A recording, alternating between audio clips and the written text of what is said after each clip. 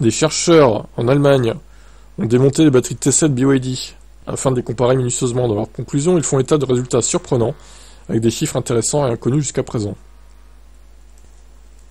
Alors, un des chercheurs précise que Tesla et BYD n'ont jamais révélé beaucoup de détails sur la composition de leur batterie, de sorte que la structure mécanique des cellules et la plupart de leurs propriétés sont restées secrètes jusqu'à présent. Les résultats publiés montrent que les cellules de Tesla se concentrent sur une densité énergétique élevée, tandis que les critères de l'efficacité volumétrique et l'utilisation de matériaux plus rentables ont été priorisés sur la batterie de BYD. Les chercheurs affirment que la batterie du chinois sera plus efficace grâce à une gestion thermique plus simple.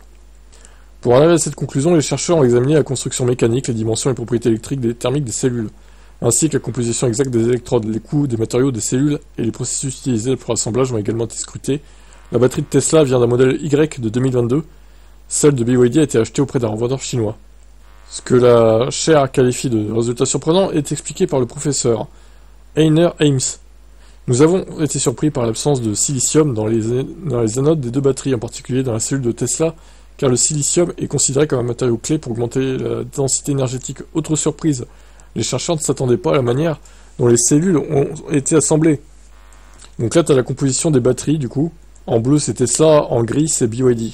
Par exemple, les feuilles minces des électrodes ont été assemblées à l'aide d'une méthode de soudage de laser inhabituelle, au lieu de la méthode de soudage par ultrasons couramment utilisée sur le marché. Toutefois, les différences l'emportent sur la similitude, on peut lire dans le rapport, qu'il existe des nuances significatives dans la vitesse à laquelle elles peuvent être chargées ou déchargées par rapport à leur capacité maximale. Pour ce qui est de la densité énergétique, les chercheurs fournissent des chiffres précis.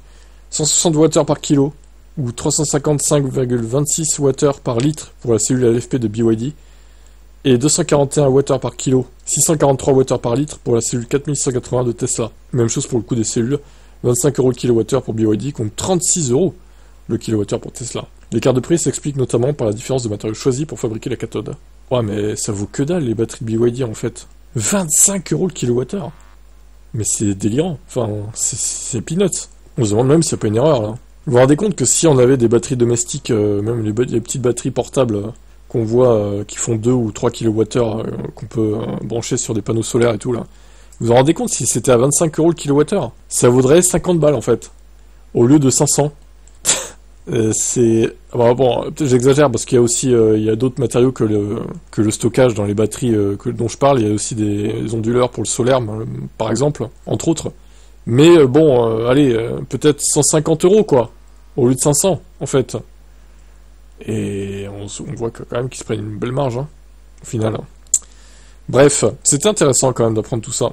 Ciao.